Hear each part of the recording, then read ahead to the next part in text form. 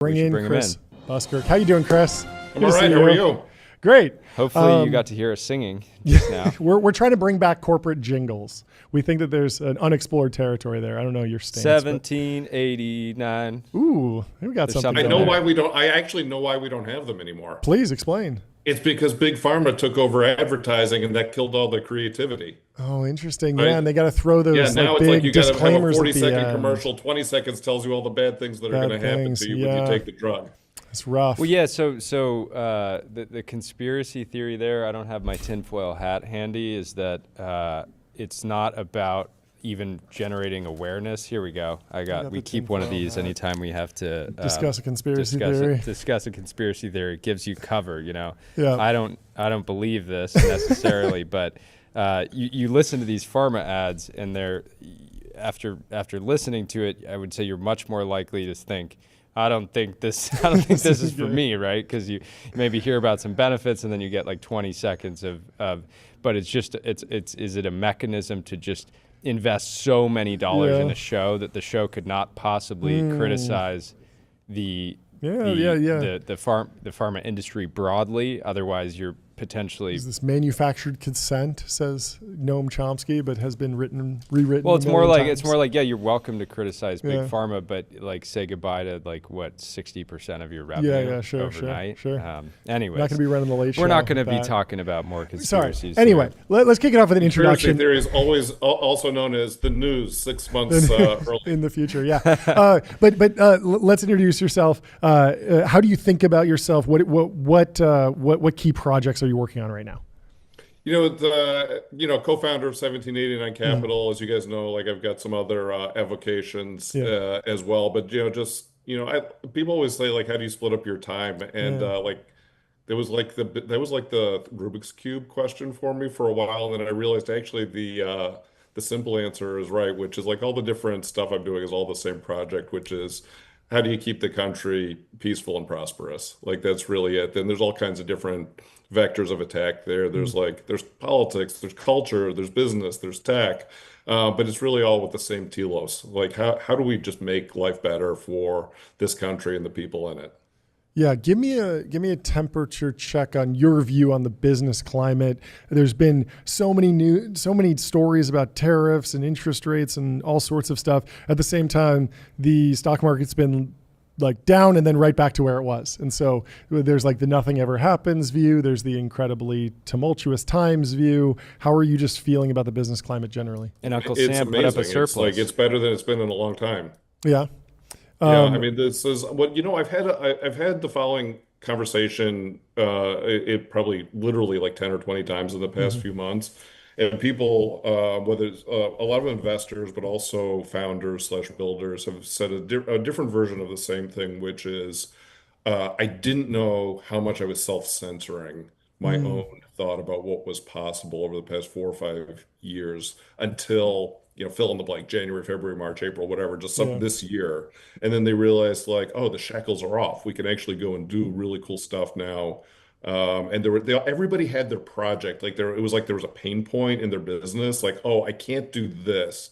Or like, like the crypto guys or AI, like they're really, really under attack. It was like regulation by enforcement. Yep. And so they knew what the pain points were. And so for obvious reasons, we're super focused on those things. Yeah. And they were like, oh, if we could just get through this, then we could do this one other thing, whatever that may have been. And what I've heard a lot of people saying is, once the pain stopped, I realized that there were like 10 other things that not only did I want to do, but that I could do. And so like the amount of optimism and energy is just really infectious. It's like, it's a great time to be alive. Yeah, it feels like, we saw that with a lot of the nuclear founders. Like you talk to those folks and it was so rough for a while that they normally, like if you invest in my company, I don't want you to invest in a direct competitor, but the nuclear companies were like, look, like that's not going to be the thing that does me in, like you can go ahead and invest. And then now we finally have some clarity from the EO. We talked to some nuclear founders and it feels like we're on the cusp of some real progress there. How much are you focusing on energy? What are the other categories that you find interesting right now? What do you see as being like uniquely unlocked in this new era? Yeah, it's we call it I don't think we made it up, but like we call it like transformational technologies. So that means like AI infra, Hmm. energy, robotics, space, defense. Yeah, Those are kind of like the big buckets. In a lot of cases, there's a lot of they're really related. We like the way, at least the way we think about energy is like it's attached to all of those. sure. And that's where nuclear really comes in, but particularly around AI and crypto and some of the other elements and just security in general. Like that is the major unlock. Like one of the things that I tell people all the time is like if you want to like a just an easy heuristic about like how you think about like what are the big unlocks that need to have happen, which is that think about it this way: the large civilization that has access to the most abundant, cheapest energy wins. Like, Hmm. period, full stop. I was talking with a friend of mine, another investor, last week, and he actually had this great um, description, which I had actually never thought of about colonization of Mars, because I was saying how, like, obviously Elon's been super focused on it, and like, I don't want to go to Mars. Like, I've never wanted to go to Mars. It seems like it sucks there. Yeah, I said, but then I realized that actually, like, terraforming Mars, like, that's actually kind of cool because it would make it someplace you'd actually want to go. yeah, So that's why, like, Mars colonizations become charismatic because, like, just like getting to the moon was interesting and charismatic in the '60s because it was like can we get there? Like it was just like the journey, not the end. But then when you start to think about the idea of colonization of Mars, well, it's interesting when you think that like you could make it beautiful. And what he said was it's just an energy problem. If you can bring enough energy to bear, then you can terraform Mars. I was like, that was actually for me, that was like an interesting way to think about it that I hadn't considered. But the same thing applies to everything else, which is if you have super abundant, super cheap energy, you're as a large scale civilization, you're going to win because it makes everything else better, easier, cheaper, and things that were not possible, it makes them possible. Kind of like the way what SpaceX has done with launch by just driving the cost per kilogram into the dirt, it unlocks all these other businesses. yeah. It's So, fascinating. Like, so yeah, if great power competition is energy competition, do we, I mean, the concern here is that China is just like copy and pasting nuclear reactors, and we have a bunch of Yep. great nuclear startups that are, making efforts and some new projects. I think Meta, has announced some new initiatives there. But is this not like one of the kind of biggest issues that we're facing from a national security standpoint? There's a way in which it's the biggest because it touches everything. Like it touches literally everything. I mean, you think about like these really critical growth areas, AI being the super obvious one, but and there's I've seen a number of analyses that show like the amount of AI compute we need to build just in this country, like let's say in the next 10 years, so by 2035, like it would consume more power than we produce right now as yeah, a country. So there's like we need to be producing a lot more power because unlike certain members of Congress, it turns out electricity doesn't just come from the wall. Like you actually have to produce it someplace. yeah. Food comes from the grocery store. Gasoline comes from the pump. From the wall. Electricity comes from the Obviously, wall. This God, is the thing. what are you slow? You just plug Yeah, in, you just plug yeah. in, and there's electricity there. I do think there's something fascinating about like it's so hard to predict the future. It's so hard to predict what we will need, a gigawatt, data center for, and then all of a sudden it's like we need it today. Like we have the use case, we need it today. And I keep thinking about like what happened in the dot-com boom where we overbuilt all this dark fiber. Google went and bought it up, and a bunch of the tech companies bought it up, and then eventually like the products caught up. My question is, how do you think about projects that might be uneconomical to underwrite on the venture side, and so they might need to be underwritten by the government? I feel like we're probably aligned in that like we should probably keep the government as narrow as possible, but there are some really crazy things like the moon landing, like the Mars helicopter stuff that just doesn't make any sense for any private company to go after. And then after a while you start seeing like, oh, okay, like, they built some roads, they built some infrastructure, and now private companies are catching up and actually ramping up the use of that energy or something. But how do you see the government playing a role in solving those fundamental problems? Is it purely just on deregulation? Do you want to see funding flow into certain projects? Do you want to see government doing hard projects? What's your philosophy on all that? Yeah, it's both. It's both Yeah, is the answer. Is like we've just seen, as I was saying earlier, like just this year, just by getting out of the way unlocks a lot. And it just there's absolutely. so many people who want to do things and who have the capacity to do things if they're not being shackled and prevented from doing them. So like we've seen a lot of that in Yeah, the past 6, 7 months is just by getting out of the way and giving people permission to do it, you get a lot of activity, and so that's a big part of it. But then there are these other issues where China creates its national champions, and so like great example is like rare earth magnets. yeah, It can be it is I mean they subsidize it, so it is cheaper to buy a rare earth magnet from a Chinese supplier than it is to buy the raw materials in the United States. it's rough. That is, I mean, that's geopolitics, right? Yep. That's not just markets. That's not just economics. That's not just innovation. That's geopolitics. The Chinese they've been on top of this for 20 years and realized that this was a choke point where would be able to get a huge amount of leverage over their competitors and adversaries. And I guess we're someplace in between those two things with China. And if they were able to subsidize them, they could drive out all the competitors out of business. And because they go into literally everything of any importance, that they'd have massive not just economic leverage, but like geopolitical leverage over the United States. And so that's a place where, government needs to play a role because it's not a company v company competition. It is a state actor v company competition as it stands right now. And that's something that's critical to national security. So you see that, I think, in a number of other spaces, but the rare earth magnets is just a very obvious example of that, where you can't like yeah, a company can be super innovative and can do all the right things, but if it is facing a state actor as its competitor versus another company, like they're going to lose.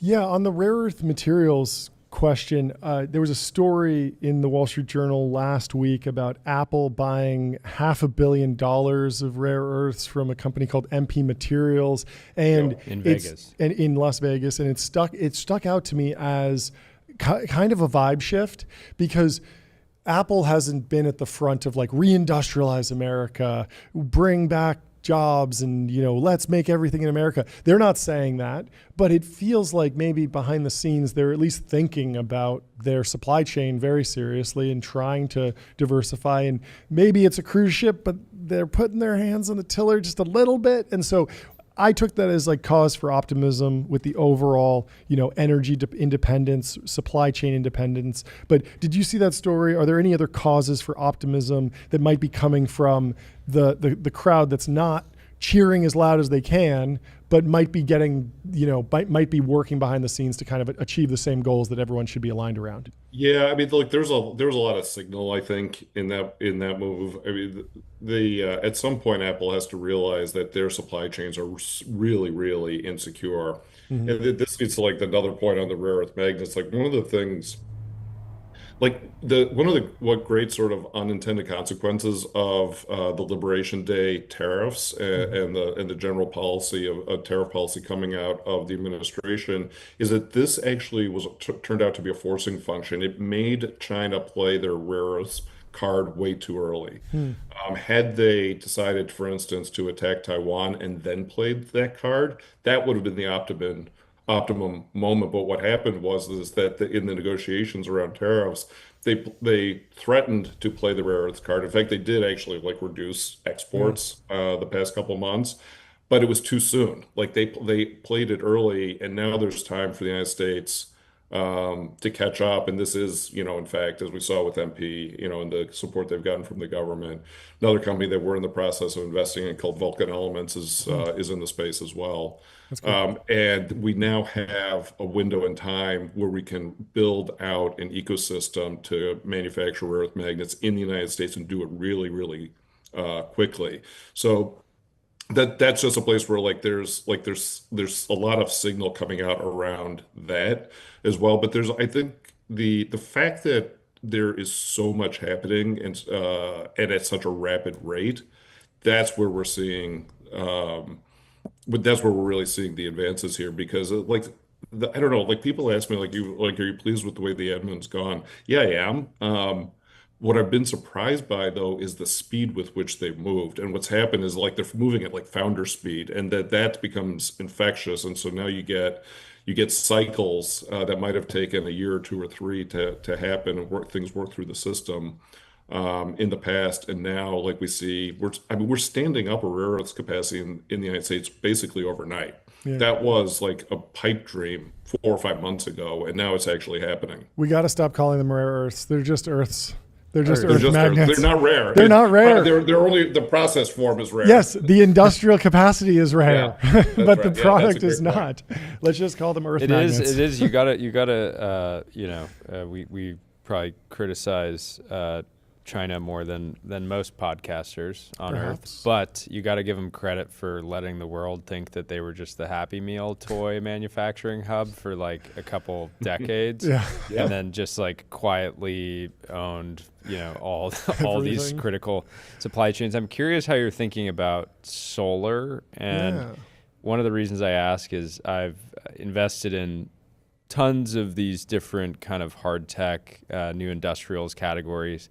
And I've yet to back a solar company. I only, started actively angel investing maybe 4 or 5 years ago, and it's fallen out of fashion is one way to describe Casey it. Hammer's bringing it back. Yeah, so but Casey's yes, Casey's the example, and I would rare. happily invest in Casey if I Yeah. had the chance. But I'm curious how you're thinking about that. It's another area that China is dominant in, and it seems like something that we wouldn't necessarily want long term. So like I've been sort like semi obsessed with solar for a long time. I just it's mostly just basically being like thrifty. I'm like, Oh, yeah. damn, there's all that sunlight and I can just power my house for free, So at my house in Arizona, I have solar on it. I've had it for years, okay? But it's really not economic. And so there needs to be a pretty big leap forward for it to matter. Otherwise, why not just build more nuclear? Right? Yeah. Like, why don't we just keep it simple? Yeah, Casey had an interesting Like point. PV solars actually isn't that good, and like the concentrators are like okay, but like again, like we have the solution already. So there's got to be a compelling case to be made as to why, under the current with the current technology around solar, why is that even worth focusing on? Interesting. Yeah, Casey's point was like China is subsidizing photovoltaic manufacturing, and the most hurtful thing you could do is just buy all of it so that they take a loss on every unit and then build up your capacity. But I don't know that actually would catalyze a real shift in capacity, and we might just get kind You're of hooked still on helping them. them get extremely good at Especially if there's manufacturing. learning curve and stuff. So I don't know. It's a Right. longer And conversation. PV's just not that efficient, right? Yeah. That's the problem.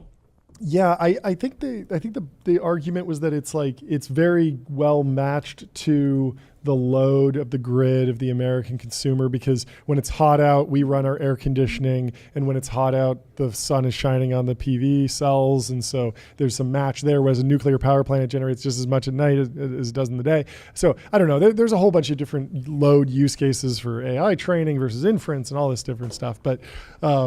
It's a fascinating geopolitical dynamic, and it seems like the main takeaway is that China has just been saying yes and to everything, and that's they right. develop capacity everywhere, and it's like we could try and predict the future, but if PV winds up being really important, I want to have capacity for that. If nuclear, I want that too. I want the smorgasbord. Give me all the energy. But I don't know. They're building a ton of coal plants too. Yeah, no, 100%. And like, fortunately, some of the AI infrastructure build-outs are pulling forward some of that. We're getting a whole bunch of natural gas online. Like, we are becoming more energy independent. So green shoots all over the place. Jordy, anything else? Last question? I think that's it for now. This was fantastic, Come Chris. back Yeah, on. we got to have you back on, especially when more there's like news. big news in your world or anything going on that you can comment Anytime, on. happy to do it. Yeah, we Fun. need Thanks. we just need 30 seconds notice. We'll drop you the we'll drop you the link. You can just hop right on. Okay, awesome. Yeah, just you can signal me. I'll be on. I will. I'll talk to you Perfect. soon, All right. Chris. Have a All great right, one.